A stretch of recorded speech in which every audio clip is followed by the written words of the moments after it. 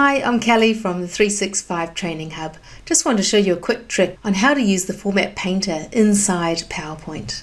I'm inside my slides here and I want to change the color on each of these headings that I've got.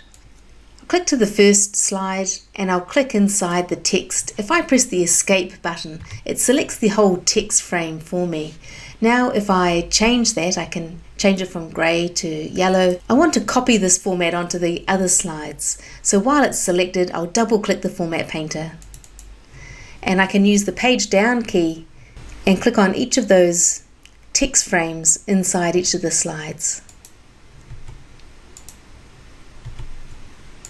Great. So inside PowerPoint, you can copy the formats easily from one object to another, as long as they're the same object. So a slide title to a slide title, or a subtitle to a subtitle. It's a nice quick way to get your formatting consistent.